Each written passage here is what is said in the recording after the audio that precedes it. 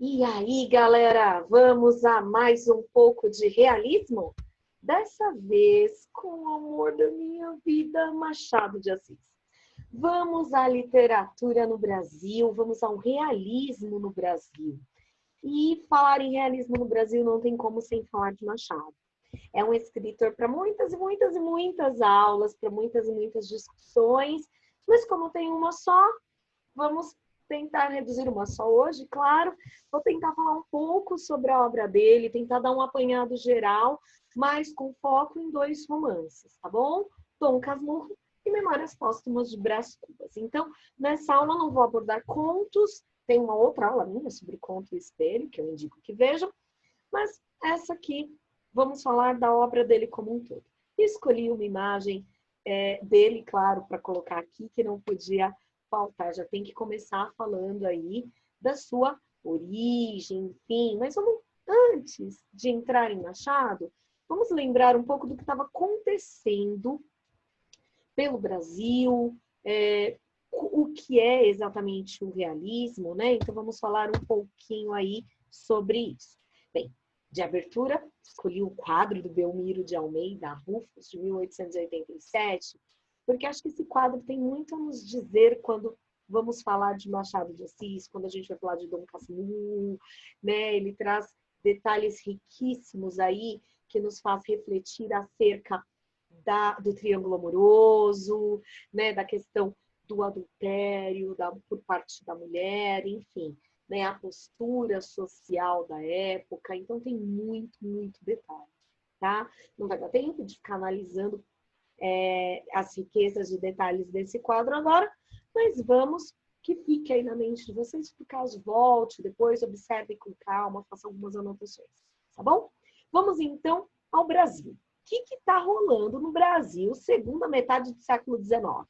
O século XIX é o século das mudanças, né?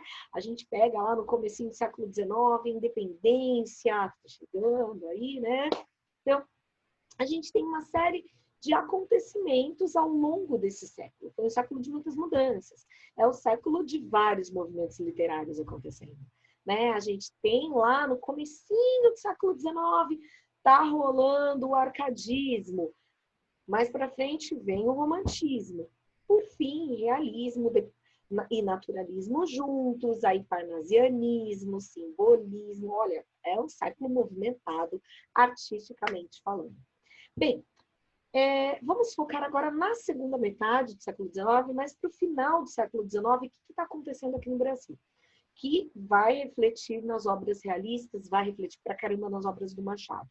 O abolicionismo, então a gente vai ter um movimento, infelizmente, o último país da América, né, a atingir, mas enfim, o fim da escravidão. A gente tem uma pegada bem grande aí de liberalismo, o Brasil deixando de ser monarquia e passando para a república. A gente vai ter também isso muito forte nas obras. A economia cafeira bem movimentando aí, né? O Brasil mudando a sua economia e a Revolução Industrial. Então, são os pontos que vão influenciar diretamente a obra machadiana, tá bom? Bem, e as teorias, claro, que vão afetar aí o realismo. A gente já falou disso no vídeo anterior, sobre o realismo do Eça de Queiroz em Portugal. As teorias também vão afetar, claro, o realismo aqui no Brasil, com uma diferença. Machado é só realista. Nas obras do Eça, se você pegar, você encontra detalhes naturalistas, pegadas bem fortes do naturalismo, lá no Primo Basílio, no Crime do Padre Amaro, nos Maias. Aqui não. Machado é só realista. Tá? Nós teremos outros escritores que seguirão a linha naturalista. Então, Aloísio, tá? Eu ia falar do Raul Pompeia, mas é uma história à parte, falar em Raul Pompeia, né? Não vamos misturar aqui. Vamos lá, então. Com relação às teorias, vão influenciar, claro, a obra machadiana, o positivismo do Comte. Então, lembrando que a gente está falando aí de romances, de obras que serão obras de tese, romances de tese, romances experimentais. Eles vão provar a sua teoria através da sua obra. E o Machado não vai ser diferente do que o Essa vai fazer nesse sentido, né? Então, seguindo a questão do positivismo de que é preciso experiências para se chegar à verdade, para poder provar, né, determinados comportamentos. O darwinismo, a questão da evolução, dos hábitos dos fortes sobrevivendo, e o determinismo, com a questão de que o homem é fruto do meio, né, em que vive, seja meio social, herança genética, enfim. Tá? Então, teremos essas influências na obra machadiana. Quais são as características do realismo no Brasil? E aí, se eu estou falando características do realismo no Brasil, estou falando das características do Machado. Os autores são contra a monarquia, então tem esse posicionamento muito forte em todos eles, tá? No Machado, aí pegando lá nos naturalistas também o Aloísio, lá o Raul Pompeia, que permeia tudo isso, realismo, naturalismo, impressionismo, enfim. Eles são contra a monarquia e defendem a república, tá? Eles vão negar a burguesia e aí vão descer a lenha na burguesia, mostrando aí através principalmente da questão do adultério, dos triângulos amorosos, uma crítica muito forte a essa burguesia que vive de aparência, né? A famosa, que hoje a gente usa um termo, não sei se vocês conhecem, mas eu usava bastante da questão da família de comercial de margarina, sabe? Que você olha aquele comercial perfeito, tá tudo lindo, como se tudo fluísse bem, mas você vai olhar lá, tá cheio de problema, tá cheio de podridão. Eles vão focar nisso e vão detonar essa burguesia. Os cenários são focados nos centros urbanos, nas cidades. Então, aqui o realismo a gente vai trazer, não vão aparecer obras com questão muito do campo, tá? Vai ser mais o centro urbano. E a natureza é vista como um reflexo dos sentimentos, então dando vazão aí ao ambiente social. O amor não é mais aquele amor idealizado dos românticos, do Alencar, né? Não, é uma pegada mais irônica, sem exaltações. Apesar que eu falei do Alencar, mas mesmo no Alencar, a gente tem que ter um olhar cauteloso dependendo da obra, né? Então, o amor visto sempre de forma irônica, sem exaltações. O casamento é algo que não é cheio de amor, maravilha, final feliz, não. Casamento é para fim de ascensão social. Cara, a mulher que crescer socialmente, vai lá e a gente vai ver isso em Memórias Póstumas. Muito, muito forte. O trabalho, aí isso é importante falar.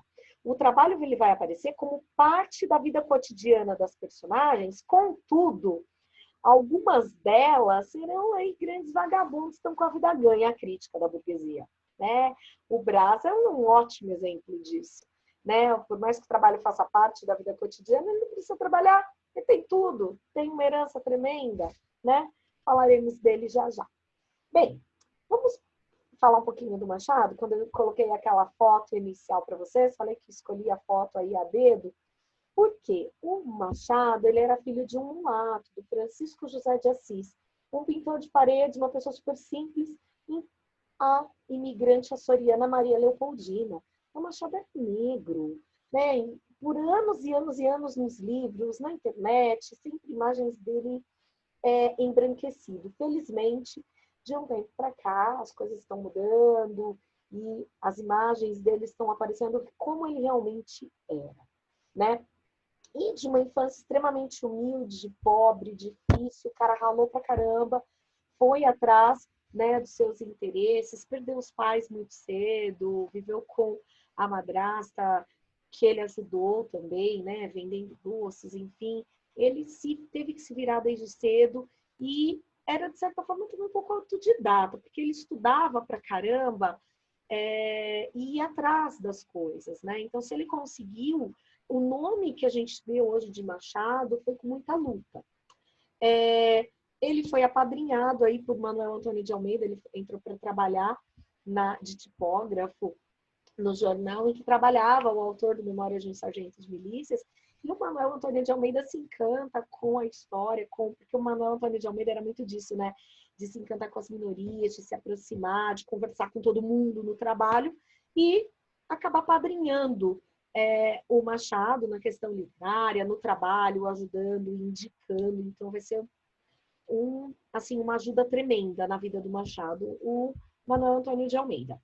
Ele tem a sua grande companheira, por mais que ele fale de adultério, olha que maluco, e fale contra o casamento ali da burguesia, casamento por interesse, ascensão, ele, pelo menos pelas pesquisas que a gente faz, viveu um grande amor. A dona Carolina foi o grande amor da vida dele, sua companheira de 35 anos, estava junto com ele, revisava os textos, era enfermeira dele, porque ele tinha uma saúde frágil, ele era sofria de epilepsia, ela cuidava dele, então assim, era um casal, pelas pesquisas que a gente vê, que tinha um amor, uma coisa muito bonita, que ele não traz para suas obras, então para vocês já verem, nem sempre as obras é reflexo do que o escritor vive, né? Então por isso que eu estou trazendo um pouco da vida do Machado, para você não achar que tem muito dele no Brás, ou mesmo no Dom Casmurro, no Bentinho, tá bom?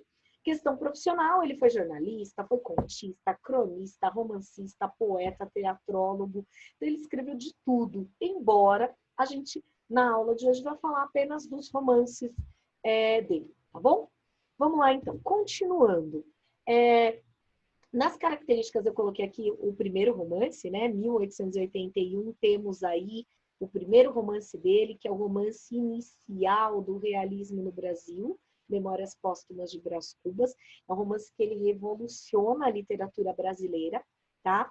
E aqui, embora eu tenha colocado, né, a data de publicação e o título do Memórias Póstumas, o que aparece aqui na tela não é falando só do Memórias Póstumas, mas da obra dele como um todo, tá bom?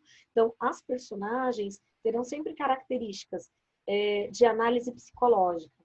Então, Machado vai trazer muito isso, da análise psicológica das personagens, trazendo também pessimismo, negatividade de pensamento, egoísmo.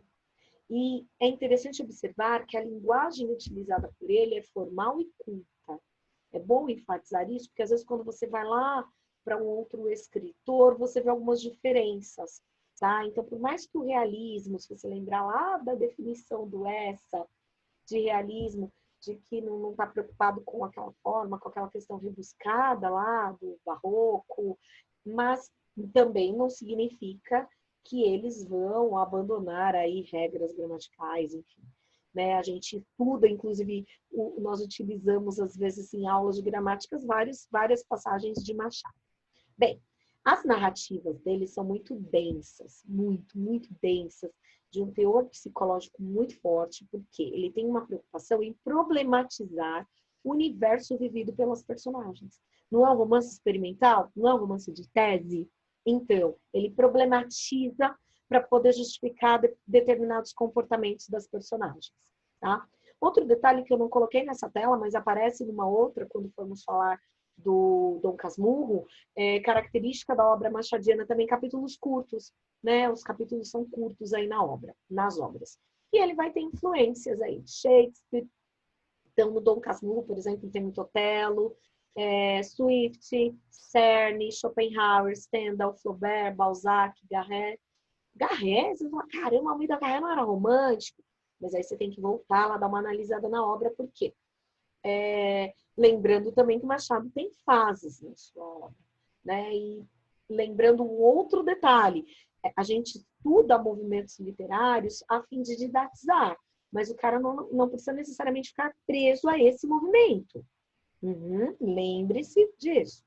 E essa, você vai falar, mas eu já ouvi, já li alguma coisa de ter atritos entre essa e Machado. Sim, tem várias discussões a respeito, parece que os dois não tinham lá, né, um relacionamento muito bom, eram contemporâneos, né? Mas tem influência, assim, um pouco da obra do Essa no Machado. Bem, o realismo, mais um pouco ainda sobre a obra dele, antes de entrar nos dois romances que eu selecionei para a aula de hoje. Nos títulos das obras realistas do Machado, ele vai ter muita preocupação de mostrar o indivíduo, de dar um foco no indivíduo, na pessoa. Então, ele já coloca no título nomes.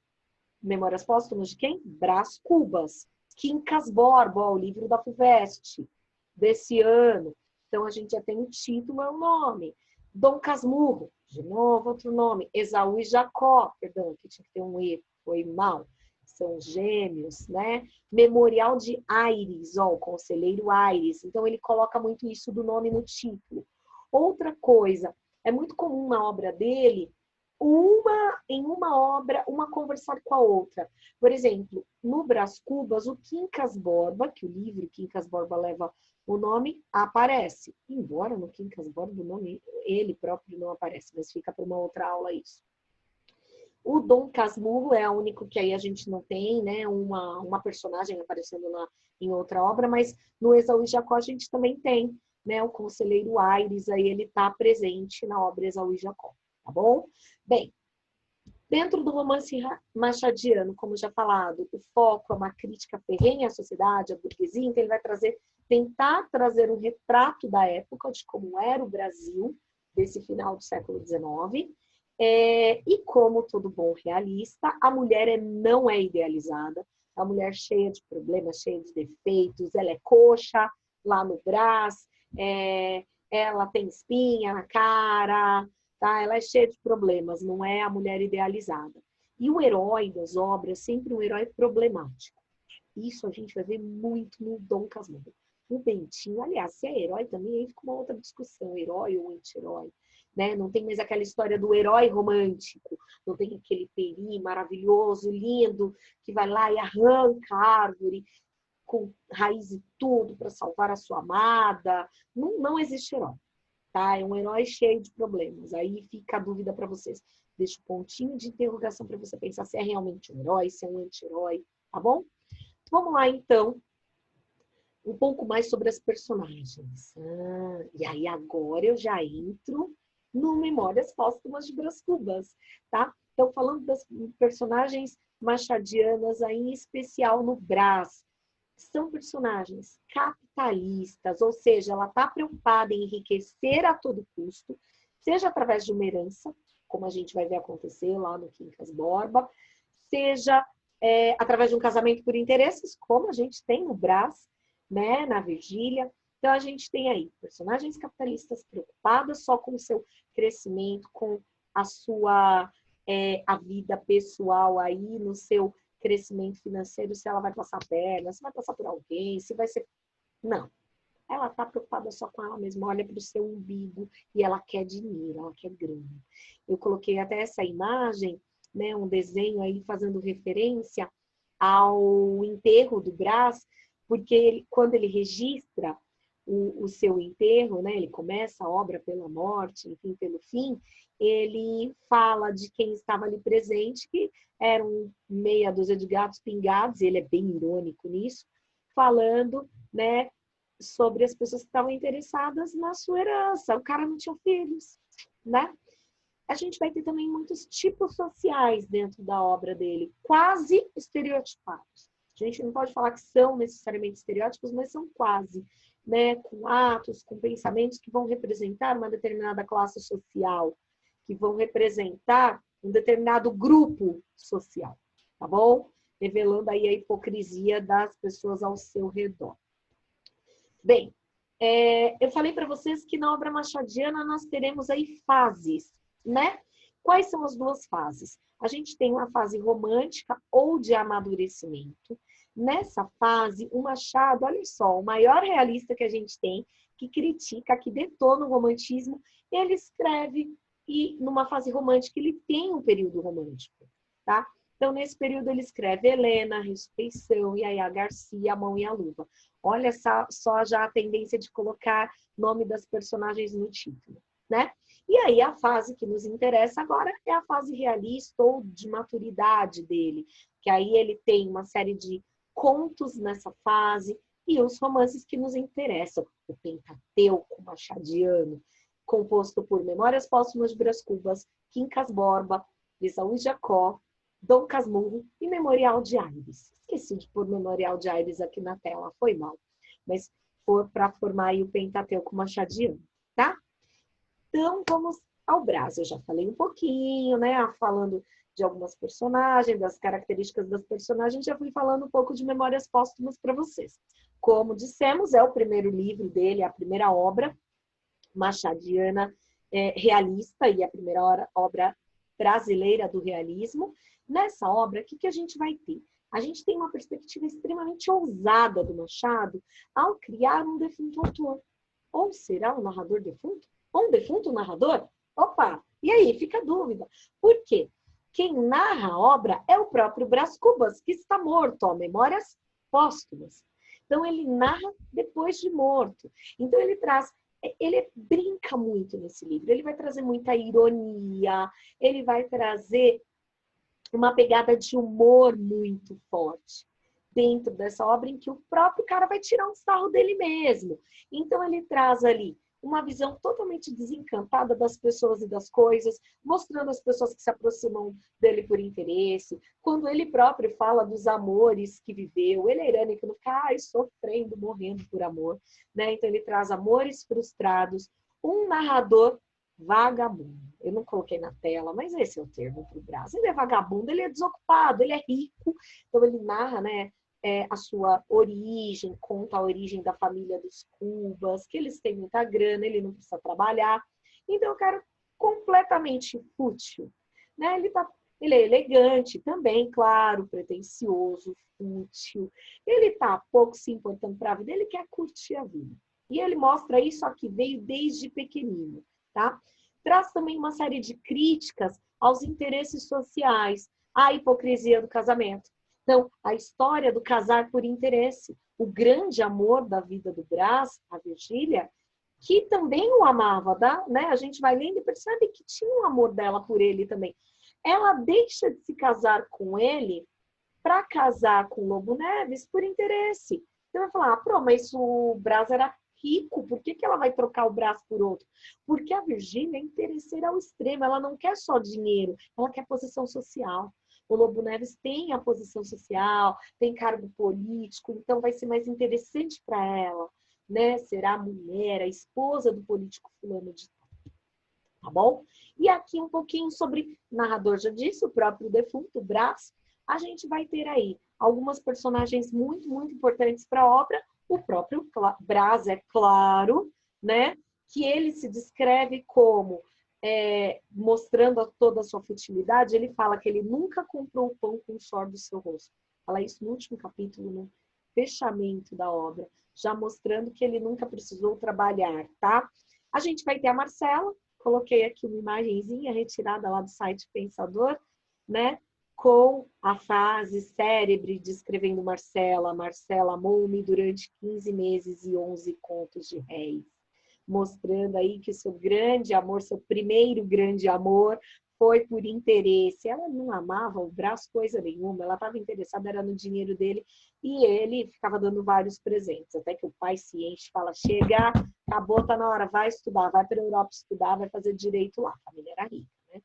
E ele vai, curte a vida, faz seu curso de direito lá e quando termina, que ele faz o curso bem nas coxas, quando termina, vai viajar pela Europa, vai curtir. Só volta para o Brasil porque a mãe está morrendo. E aí ele volta e conhece a Eugênia, que ele se encanta, Eugênia, que bonitinha, que linda, né? Filha de uma conhecida da família, conhece no momento que está descansando numa casa de campo, porque a mãe tinha morrido, ele está mal e tal.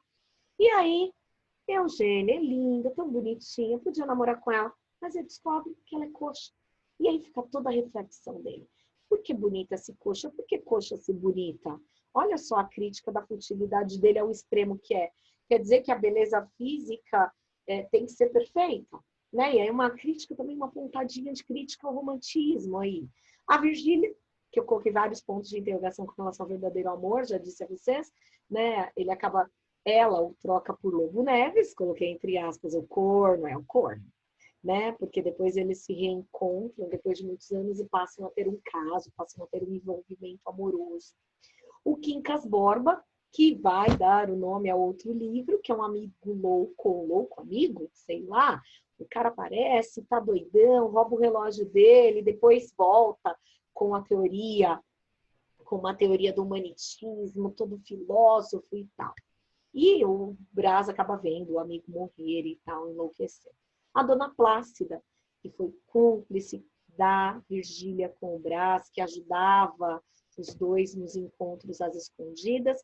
Tem também a irmã dele, esqueci de pôr aqui, tem o cunhado, são interesseiros pra caramba, brigam por conta da herança familiar. E por fim tem mais uma mulher, olha quanta mulher na história. A Eulália, que aí depois quando ele já tá velho, quando termina o romance com a Virgília, termina o caso deles, ele vai lá, a irmã fala, você precisa casar, meu irmão, né? Precisa ter alguma coisa na vida, vai lá, conhece a Eulália. Quando parece que tudo, ele vai casar, vai cumprir o que a sociedade espera, né, das pessoas, a moça morre.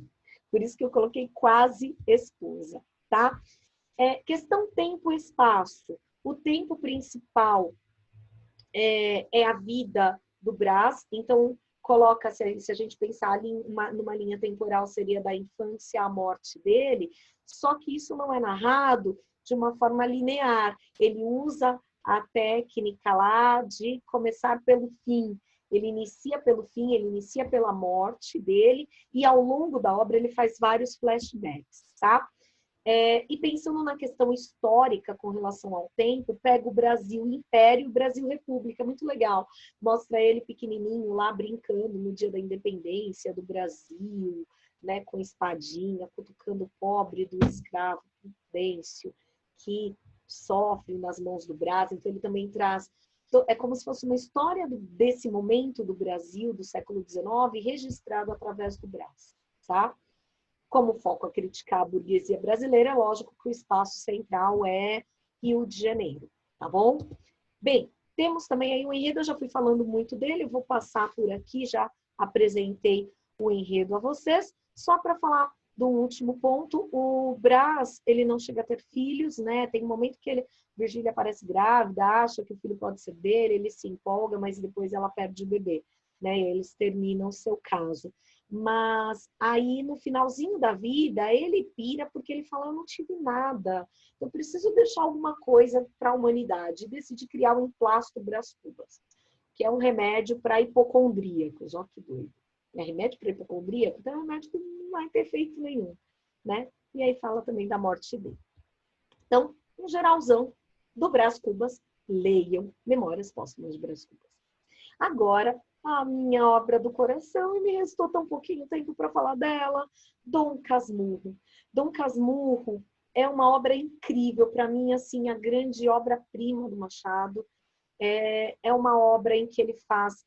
ela é composta por capítulos curtos, como eu disse antes, característica dele, tem o predomínio do elemento psicológico muito forte na construção dessa personagem, que é o narrador da história, o Bento Santiago, ou o Bentinho, ou o Dom Casmurro, né? A gente vai ter vários nomes aí, dependendo do momento da vida que ele está. E é uma narrativa digressiva, porque o cara começa narrando do momento, assim como o Brás narra do fim da vida, ele também está no fim da vida. Não está morto, mas está no fim da vida, está velho, sozinho. Ele começa a narrar dali, e aí ele faz várias digressões. Vai, conta a sua infância, a sua juventude, a fase adulta, ele vai e volta. Né? Tem muitos flashbacks também, né? E o título Dom Casmurro, que é um apelido que ele recebe de um rapaz que ele conhece, né, no transporte público, em que o rapaz chama de Casmurro, dá esse apelido a ele, porque ele é rabugento, não quer saber de conversar, enfim. E o grande lema do livro é se Capitu traiu ou não traiu. Por quê? A gente vai ter aí a obra se passando no Rio de Janeiro, no bairro de Itaguaí, na rua de Mata Cavalos, é muito forte, ele tenta reconstruir essa casa. Então o Bentinho é uma pessoa que vive muito do passado, ele vive do seu passado, ele tem vontade de voltar, como se o único momento feliz da vida dele foi lá na rua de Mata Cavalos, naquela casa em que ele passou a infância ao lado de Capitu, tá? E tem a pegada do tempo psicológico, porque ele faz os flashbacks e fica lembrando todo o tempo, ele vive do passado. Tá? E como assim ele vive do passado? Porque o grande amor da sua vida foi a Capitu, Maria Capitolina, que era sua vizinha. Eles moravam na mesma rua de Mata Cavalos, casas coladas, tinha lá um portãozinho, um passava para o quintal do outro, e tem toda uma trama, né? A mãe tinha feito uma promessa que ele seria padre, só que ele está apaixonado pela Capitu, e ele considera a sua vida começando aí, quando ele descobre, né, que está apaixonado por ela, mas no fim eles conseguem ficar juntos, contam com a ajuda do José Dias. Então, aí, trazendo um pouco da sociedade brasileira do século XX, o Machado nos traz essa imagem aí da questão dos agregados à família, dos parentes que também eram agregados. Então, morava a Dona Glória, Bentinho, a prima Justina, tio Cosme, e o José Dias, que é um agregado super interesseiro. E aí ele e a Capitu usam essa imagem, essa personagem, do José Dias para ajudá-los aí a ficar juntos e a convencer a mãe a não fazê-lo padre, tá? E aí, depois vem os amigos que vão aparecendo, Escobar, Sancha, que se casam, que são amigos, né, de Capitu e Bentinha, o casal amigo, e é o grande casal, e é um Escobar que é a figura central da história toda de se Capitu traiu ou não traiu, porque o Bentinho começa a nutrir de um ciúme absurdo por causa do Escobar com a Capitu, achando que a Capitu trai ou trai com o melhor amigo. Então a trama vai estar toda em torno disso. Ele acaba com a sua vida, a vida da Capitu, por conta de tudo isso. E fica a dúvida, traiu ou não traiu? Enfim, é a dúvida que fica para a gente responder, para a gente refletir. É narrador personagem, é um narrador doentio, tem a análise psicológica aí por trás, ele é muito ciumento, tem muita coisa aí dentro de Dom Casmurro para falar em um minuto, tá bom? Então aqui foi só para dar um panorama geral para vocês de 2 grandes romances do Machado. Um beijo e até a próxima aula.